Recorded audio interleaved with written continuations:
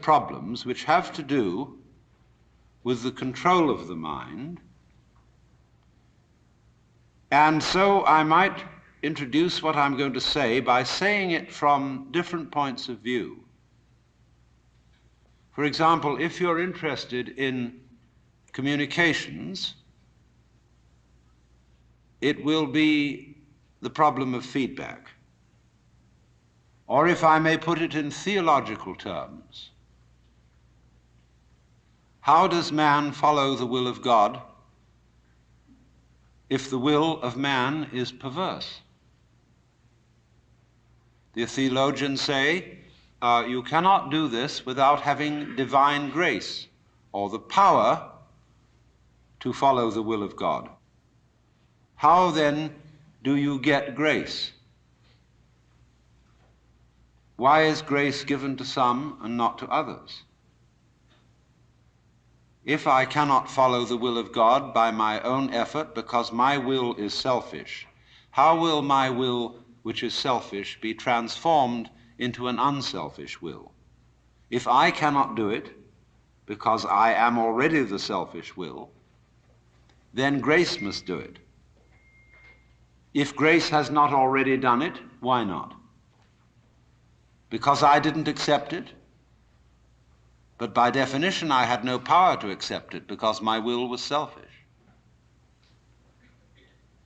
Must I then become a Calvinist and say that only those people who are predestined to receive grace will be able to live the good life?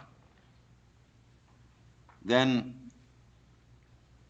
we come back to the inadmissible position that people who live evil lives and do not get grace because they are not predestined to it out of the infinite wisdom of the Godhead, then God himself must be held responsible for their evil deeds. And so that is a nice little tangle. If I put this in the language of Oriental philosophy and religion, it would be something like this. The Buddha said that wisdom must come only from the abandonment of selfish craving or desire.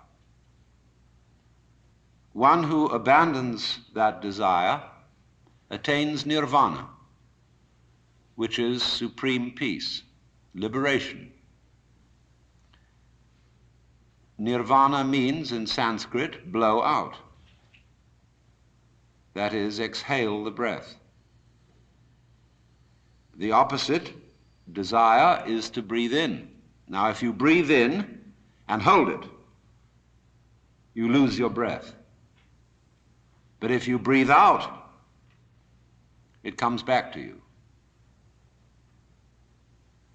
So the principle here is, if you want life, don't cling to it. Let go. But the problem is, if I desire not to desire, is that not already desire? How can I desire not to desire? How can I surrender myself when myself is precisely an urge to hold on, to cling to life, to continue to survive? I can see rationally that by clinging to myself, I may strangle myself. I may be like a person who has a bad habit, as a result of which he is committing suicide. And he knows that, but can't give it up, because the means of death are so sweet. So it all comes down to this basic question, that human beings have for a long, long time been concerned about transforming their minds. Is there any way in which one's mind can be transformed? Or is it simply a process which is nothing more than a vicious circle? I could ask, why have you come here this afternoon? What were you looking for? Would it be too presumptuous of me to say that you were looking for help? that you hoped you would hear somebody who had something to say that would be of help and relevance to you as members of a world which is running into the most intense difficulty. A world beset by a complex of problems, any one of which would be bad enough. But when you add together all the great political, social, and ecological problems with which we are faced, they are appalling. And one naturally says, the reason why we are in such a mess is not simply that we have wrong systems for doing things, whether they be technological, political, or religious, but we have the wrong people. The systems may be all right, but they are in the wrong hands because we are all, in various ways, self-seeking, lacking in wisdom, lacking in courage, afraid of death, afraid of pain, unwilling really to cooperate with others, unwilling to be open to others. And we all think that's too bad. It's me that's wrong. And if only I could be the right person. Is this man going to tell me something that will help me to change myself so that I will be a more creative and cooperative member of the human race? I would like to improve. So in so many people's minds and from so many different angles, there is this urgent feeling that I must improve me. And this is critically important because it's obvious that, at least it's superficially obvious, that the way things are, we are going to hell fast. Now, in this question, can I improve me? There is the obvious difficulty that if I am in need of improvement, the person who's going to do the improving is the one who needs to be improved. And there immediately we have a vicious circle. All right, you want grace? Well, ask God, maybe he'll give it to you. And the theologian will tell you, yes, God gives his grace freely. He gives it to all because he loves all. It's here like the air. All you have to do is receive it. Or a more orthodox, a Catholic Christian would say, all you have to do is to be baptized, to take the holy sacrament of the altar, the bread and wine, the body and blood of Christ, and there is the grace right there. And it's given by these simple physical means so that it's very easily and readily available. Well, a lot of people got baptized, and it doesn't always take. People fall from grace. Why do they? You see, we're just talking about the same old problem, but we've put it a step up. But it's the same problem. How can I improve myself? Was the first problem. The second problem is, how can I accept grace? They're both the same problem. Because you've got to make a move which will put yourself out of your own control into the control of a better. If you don't believe in the Christian kind of a God, you can believe in the Hindu kind of a God, who is your inner self. You see, you've got a lower self, which you can call your ego. That's that little scoundrelous fellow that's always out for me. But behind the ego, there is the Atman, the inner self, the inward light, as Quakers would call it, the real self, the spirit, which is substantially identical with God.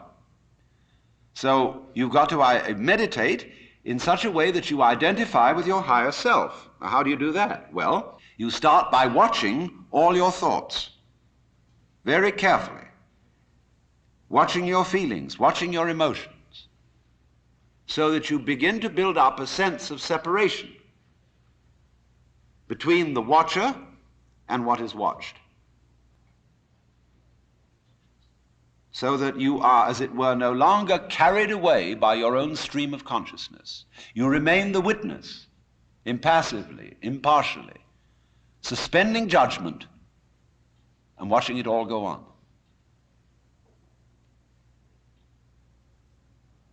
That seems to be something like progress. At least you're taking an objective view of what is going on. You are beginning to be in a position to control it, but just wait a minute. Who is this self behind the self, the watching self? Can you watch that one?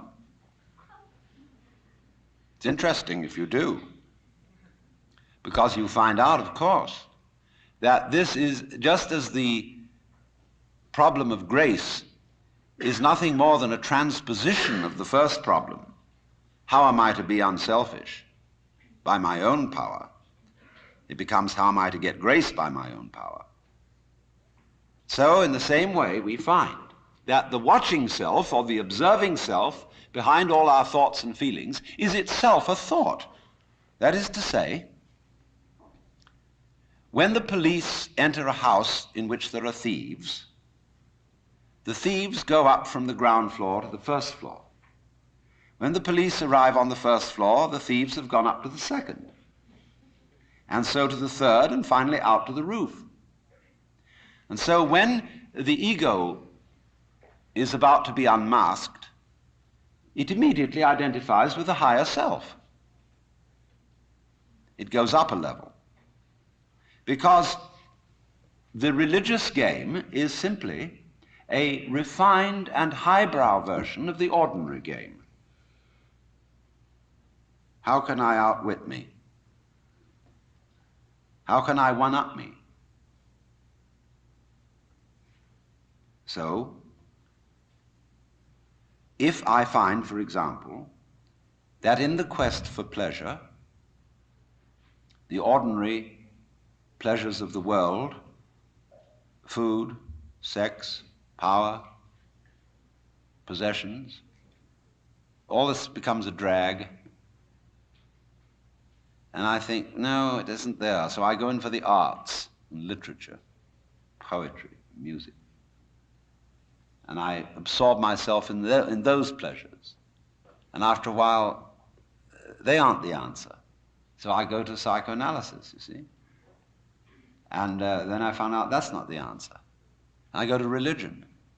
But I'm still seeking what I was seeking when I wanted candy bars. I want to get that goodie. Only I see now that, of course, it's not going to be a material goodie. All material goodies fall apart. But maybe there's a spiritual goodie that's not going to fall apart. But in that quest, the quest is not different from the quest for the candy bar. Same old story, only you've refined the candy bar and made it abstract and holy and blessed and so on. So it is with the higher self. The higher self's your old ego. And you sure hope it is eternal, indestructible and all-wise. But then the great problem is how to get that higher self working. How does it make any difference to what you do and what you think? I know all kinds of people who've got this higher self going, practicing their yoga, but they're just like ordinary people, sometimes a little worse. And they can fool themselves. They can say, for example, well, my point of view in religion is very liberal. I believe that all religions have divine revelation in them, but I don't understand the way you people fight about it. You fight and say that we Jehovah's Witnesses have the real religion. Others say, well, we Roman Catholics have it. And the Muslims say, no, it is in the Quran, and this is the right way. And somebody else gets up, and he may be a rather highbrow Catholic, and say, well, God has given the Spirit through all the traditions, but ours is the most refined and mature. And then somebody comes along and says, well, as I said, they're all equally revelations of the divine. And in seeing this, of course, I'm much more tolerant than you are. You see how that game is going to work? See, I could take this position. Supposing you regard me as some sort of a guru, and you know how gurus hate each other. They're always putting each other down. And I could say, well, I don't put other gurus down.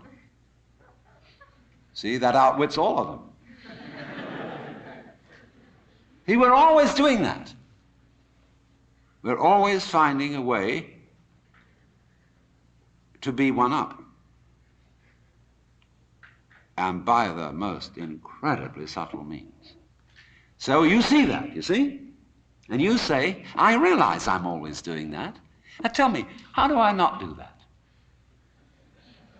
I say, why do you want to know?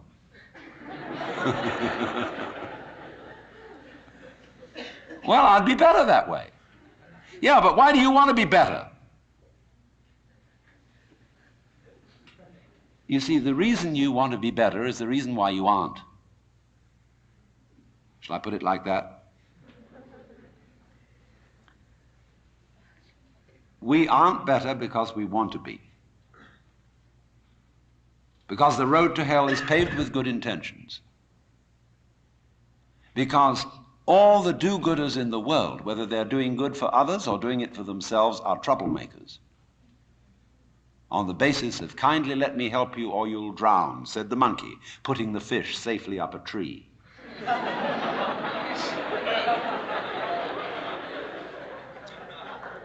We white Anglo-Saxon Protestants, British, German, American, have been on a rampage for the past 100 or more years to improve the world. We have given the benefits of our culture, our religion, our technology to everybody, except perhaps the Australian Aborigines. And we have insisted that they receive the benefits of our culture, even our political styles, our democracy. You had better be democratic, or we'll shoot you. And having conferred these blessings all over the place, we wonder why everybody hates us. See, because sometimes doing good to others, and even doing good to oneself, is amazingly destructive. Because it's full of conceit. How do you know what's good for other people? How do you know what's good for you? If you say you want to improve, then you ought to know what's good for you. But obviously you don't, because if you did, you would be improved. So we don't know. It's like the problem of geneticists, which they face today. I went to a meeting of geneticists not so long ago where they gathered in a group of philosophers and theologians and said, now look here, we need help. We now are on the verge of figuring out how to breed any kind of human character we would want to have. We can give you saints, philosophers, scientists, great politicians, anything you want. Just tell us, what kind of human beings ought we to breed? So I said, how will those of us who are genetically unregenerate make up our minds what genetically generate people might be? Because I'm afraid very much that our selection of virtues may not work. It may be like, for example, this new kind of high-yield grain which is made, and which is becoming ecologically destructive. When we interfere with the processes of nature and breed efficient plants and efficient animals, there's always some way in which we have to pay for it. And I can well see that eugenically produced human beings might be dreadful. We could have a plague of virtuous people. Do you realize that? Any animal considered in itself is virtuous. It does its thing, but in crowds, they're awful. Like a crowd of ants or locusts on the rampage. They're all perfectly good animals, but there's just too much. I could imagine a perfectly pestiferous mass of 1,000,000 saints. So I said to these people, look, there's the only thing you can do. Just be sure that a vast variety of human beings is maintained. Don't please breed us down to a few excellent types. Excellent for what? We never know how circumstances are going to change and how our need for different kinds of people changes. At one time, we may need very individualistic and aggressive people. At another time, we may need very cooperative, team-working people. At another time, we may need people who are full of interest in dexterous manipulation of the external world. At another time, we may need people who explore into their own psychology and are introspective. There is no knowing, but the more varieties and the more skills we have, obviously, the better. So you see, here again, the problem comes out in genetics. We do not really know how to interfere with the way the world is. The way the world actually is an enormously complex, interrelated organism. The same problem arises in medicine because the body is a very complexly interrelated organism. And if you look at the body in a superficial way, you may see there's something wrong with it. Here's chickenpox. And there's spots that itch that come out all over the place. Well, you might say, well, spots are there, cut them off. So you kill the bug. Well, then you find you've got real problems. Because you had to introduce some bugs to kill the bug. It's like bringing rabbits into Australia. And that starts going all over the place and getting out of hand. But then you think, well, now wait a minute. It wasn't the bugs in the blood. There are bugs all over the place. What was wrong with this person that his blood system suddenly became vulnerable to those particular bugs? His resistance wasn't up. Therefore, what you should have given him was not an antibiotic, but vitamins. Okay, so we're going to build up his resistance. But resistance to what? I mean, you may build up resistance to this and this and this class of bugs, but then there's another one that loves that situation and comes right in. See, we always look at the human being medically in bits and pieces because we have heart specialists, lung specialists, bone specialists, nerve specialists, and so on. And they each see the human being from their point of view. There are a few generalists, but they realize the human body is so complicated that no one mind can understand it. And furthermore, supposing we do succeed in healing all these people of their diseases, what do we then do about the population problem? I mean, we've stopped cholera, the black bubonic plague, we're getting the better of tuberculosis, we may fix cancer and heart disease. Then what will people die of? Well, then let's go on living. There'll be enormous quantities of us. Then we have to fix this birth thing. Pills for everybody. Then we find what are the effects, the side effects of those pills? What are the psychological effects upon men and women of not breeding children in the usual way? We don't know. And what seems a good thing today, or yesterday, like DDT, turns out tomorrow to have been a disaster. What seemed in the moral and spiritual sphere, too, like great virtues in times past, are easily seen today as hideous evils. Let's take, for example, the Inquisition. In its own day, among Catholics, the Holy Inquisition was regarded as we today regard the practice of psychiatry. You see, you feel that in curing a person of cancer, almost anything is justified. The most complex operations, the most weird surgery, people suspended for days and days on end of tubes, with X-ray penetration, burning, or people undergoing shock treatment, people locked in the colorless, monotonous corridors of mental institutions. In all good faith, they knew that witchcraft and heresy were terrible things, awful plagues, imperiling people's souls forever and ever. So any means were justified to cure people of heresy. We don't change. We're doing the same thing today, but under different names. We can look back at those people and see how evil that was, but we can't see it in ourselves. So therefore, beware of virtue.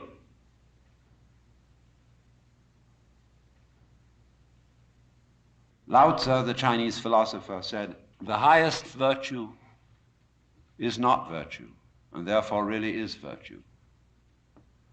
But inferior virtue cannot let go of being virtuous, and therefore is not virtue." Translated in more of a periphrastic way, the highest virtue is not conscious of itself as virtue, and therefore really is virtue. Lower virtue is so self-conscious that it's not virtue. In other words, when you breathe, you don't congratulate yourself on being virtuous. But breathing is a great virtue. It's living.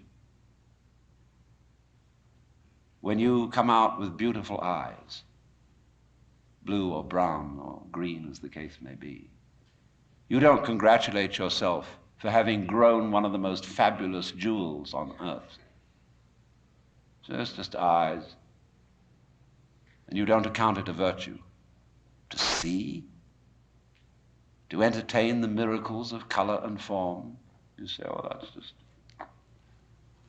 But that's real virtue. Virtue in the sense, the old sense of the word, as strength, as when we talk about the healing virtue of a plant. That's real virtue. But the other virtues are stuck on. They're ersatz, they're imitation virtues. And they usually create trouble. Because more diabolical things are done in the name of righteousness.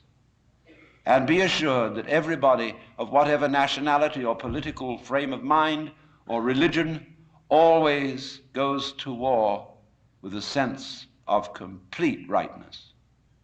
The other side is the devil. Our opponents,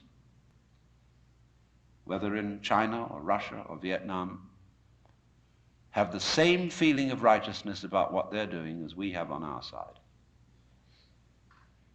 And a plague on both houses, because, as Confucius said, the goody-goodies are the thieves of virtue, which is the form of our own proverb. The road to hell is paved with good intentions. So, in a way, the moral, or the immoral, of these considerations is that if you are really aware of your own inner workings, you will realize there's nothing you can do to improve yourself, because you don't know what better is, in any case. And you, who will do the improving, are the one who needs to be improved. And this also goes for society. We can change society. We can get enormous enthusiasm going out of the idea that there is a revolution afoot and that this revolution is going to set everything to right. Do you know a revolution that ever set anything to right? Whether the revolution came from the left wing or from the right wing? The best forms of government that have ever existed in the world are those which muddled through, where they didn't have any very clear setup of control, but they muddled along. a kind of what I'll call controlled anarchy seems to work out better than anything else. When we have a great system and great power to put it into effect, there is always more violence, more bloodshed, more trouble. It makes no difference whether it be Chairman Mao or Adolf Hitler. So, what instead, therefore, if we see that you can't outwit yourself, you can't be, shall I say, unself-conscious on purpose, you can't be designedly spontaneous, and you cannot be genuinely loving by intending to love. Either you love someone or you don't. If you pretend to love a person, you deceive them and build up reasons for resentment. So you say, well, I ought to be honest. That's the beginning of, so many lies you can't imagine. It's like when I hear a lot said about love, the big love thing on the way. Everybody's got to love everybody. But he sings songs about love. Do you know what I do? I buy a gun and bar my door because I know there's a storm of hypocrisy brewing. So let's look at this thing from another point of view, which you will at first think highly depressing. Let's supposing we can't do anything to change ourselves. Suppose we're stuck with it. Now that is the worst thing an American audience can hear. There's no way of improving yourself, because every kind of culture in this country is dedicated to self-improvement. Just take jogging, that deplorable practice. It's a very nice thing to run and to go dancing across the hills at a fast speed. But these joggers go chunk, chunk, chunk, chunk, chunk, chunk, chunk, chunk, shaking their bones and rattling their brains, running on their heels. And because there's a grimness about it, it's determinately good for you. See? Why do you go to school?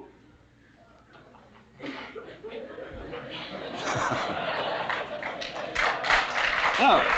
Now look. Now wait a minute. You may not clap when I'm through. There's only one reason for going to school. And that is that somebody's got something here, whether it's a professor or a library, that you want to find out.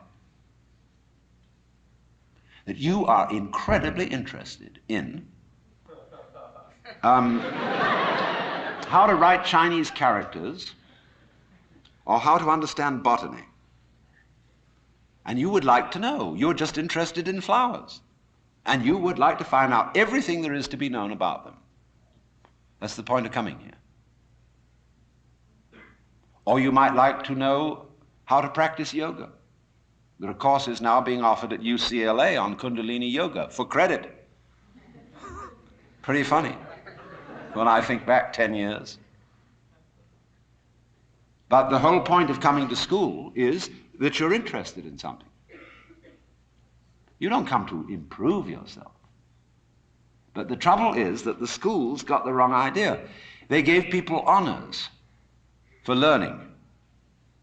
And the reward for studying French should be the ability to speak French and enjoy reading French and having fun with French people.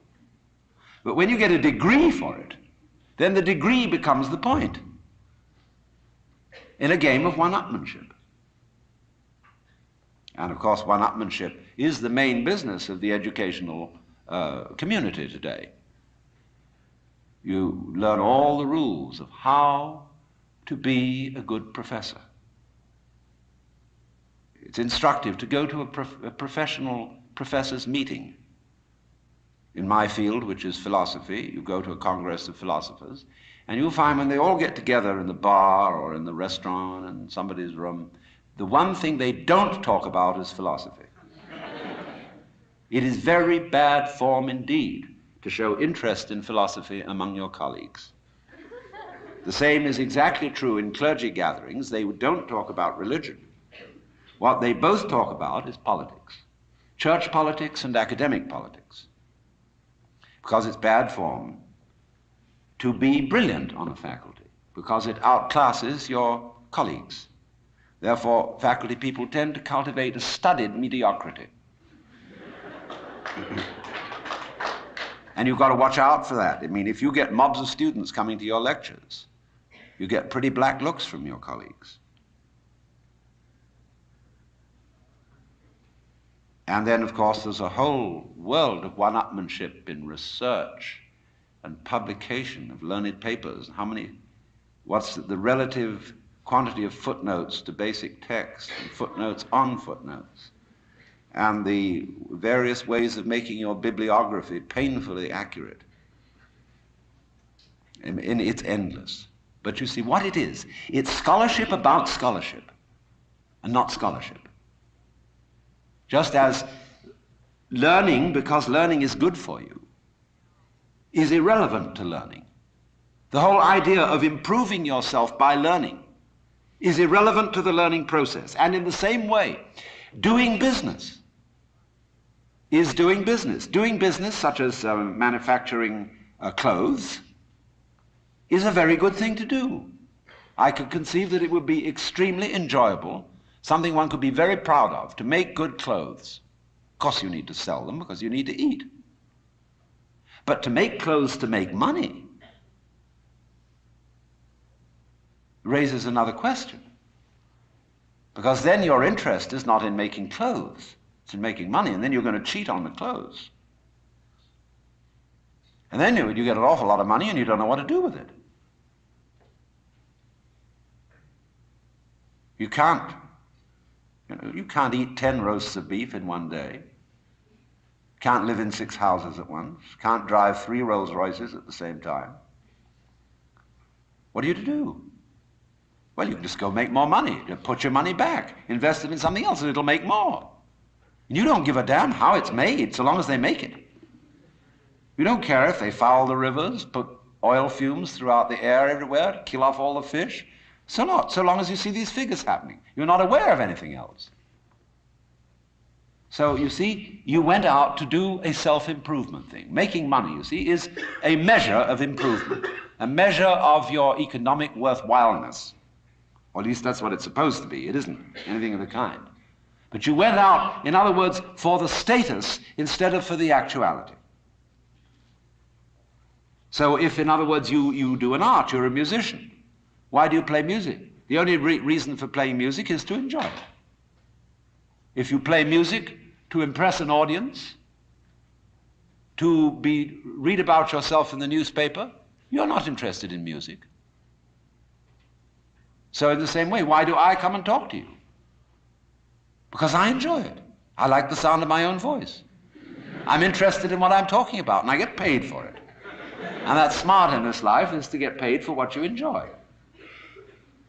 So here's the situation, you see. There is the whole idea of self-improvement is a will-o'-the-wisp and a hoax. That's not what it's about. Let's begin where we are. What happens if you know beyond any shadow of doubt that there is nothing you can do to be better? Well, it's kind of a relief, isn't it? Now, you say, well, now what will I do?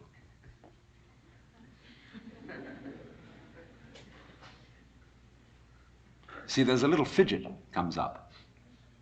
Because we're so used to making things better, leave the world a better place than when you found it, sort of thing. I want to be of service to other people, and all these dreadfully hazy ideas. And so we think there's that little itch still. But supposing instead of that, seeing that there isn't really anything we can do to improve ourselves or to improve the world, if we realize that that is so, it gives us a breather in the course of which we may simply watch what is going on. Watch what happens. Nobody ever does this, you know. And therefore, it sounds terribly simple. It sounds so simple that it looks as if it isn't worth doing. But have you ever just watched? Watch what's happening, and watch what you are doing by way of reaction to it. Just watch it happen. And don't be in a hurry to think you know what it is. In other words, people look at say, oh, that's the external world. Oh, how do you know? The whole thing, from a neurological point of view, is a happening in your head.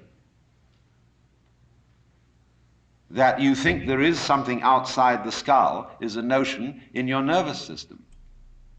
There may or may not be, but it's a notion in your nervous system. You think this is the material world. Well, that's somebody's philosophical idea. Or maybe you think it's spiritual. That too is somebody's philosophical idea. This real world is not spiritual. It is not material. The real world is simply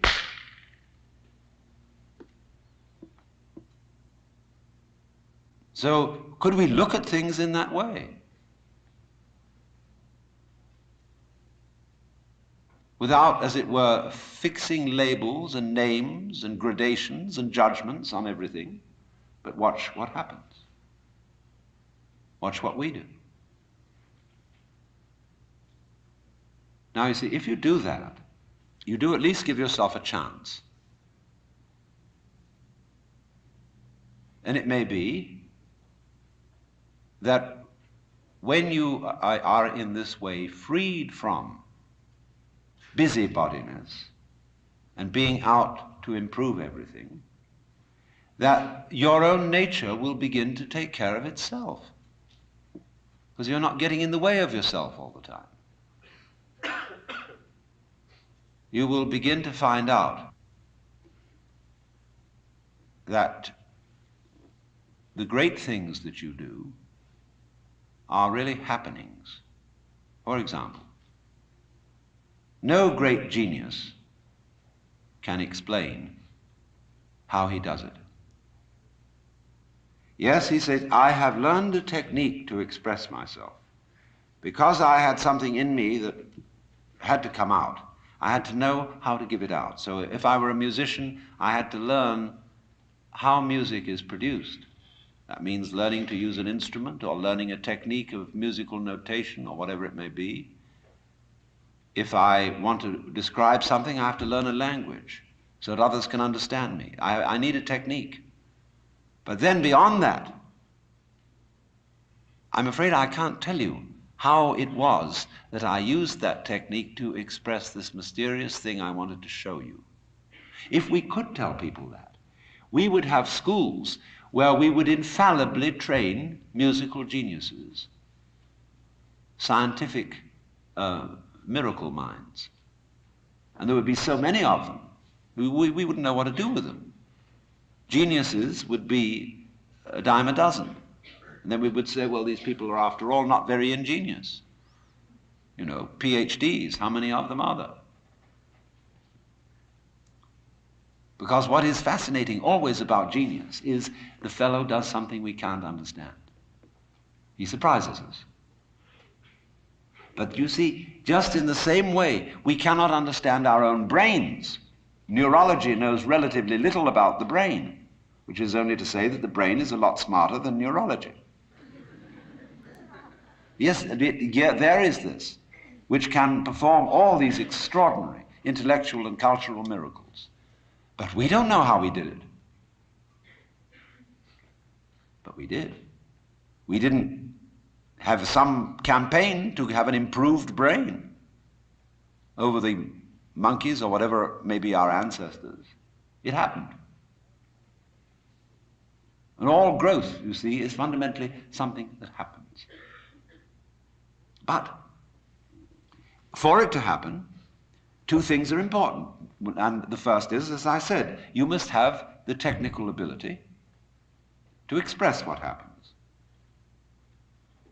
And secondly, you must get out of your own way. But right at the bottom of the whole problem of control is, how am I to get out of my own way? And if I showed you a system, let's all practice getting out of our own way, it would turn into another form of self-improvement. See, here's the dynamics of this thing. And we find this problem, you see, repeatedly throughout the entire history of human spirituality. In the phraseology of Zen Buddhism, you cannot get this by thinking. You cannot attain to it by not thinking.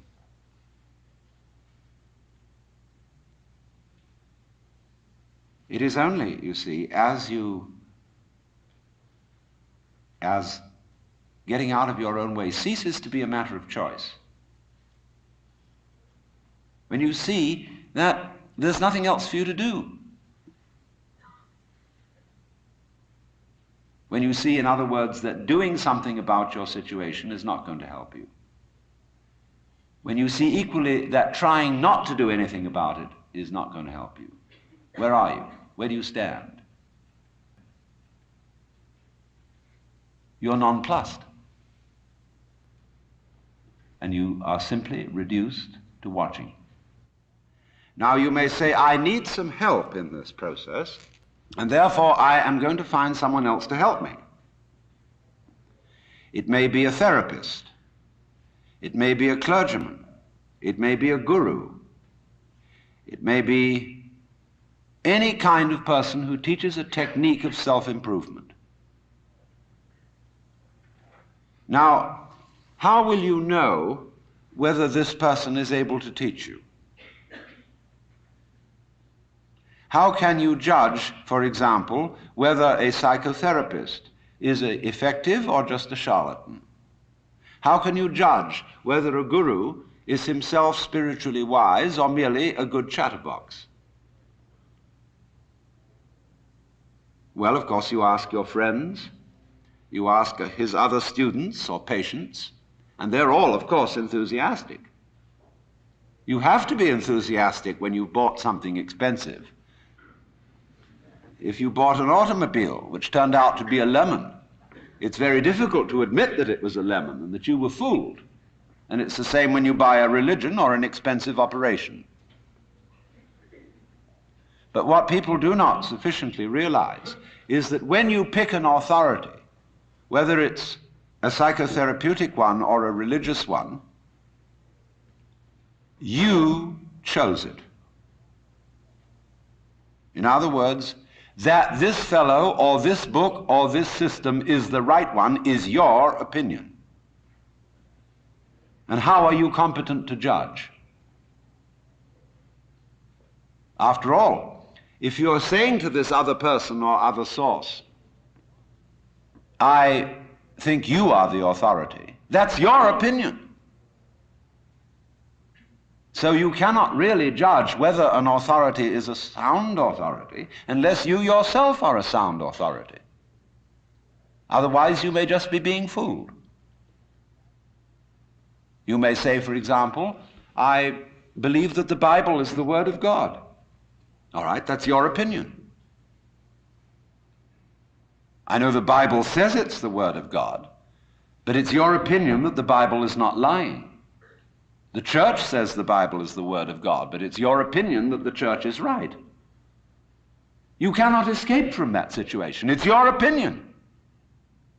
So you see, when you select an authority who will help you to improve yourself, it's like hiring the police out of your tax money and putting them in charge of seeing that you obey the law. I mean, can't you take care of yourselves? I mean, is this the land of the free and the home of the brave, or isn't it?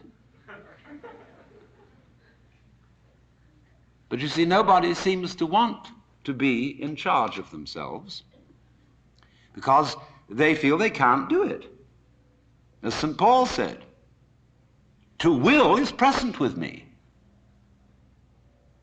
but how to do good I find not.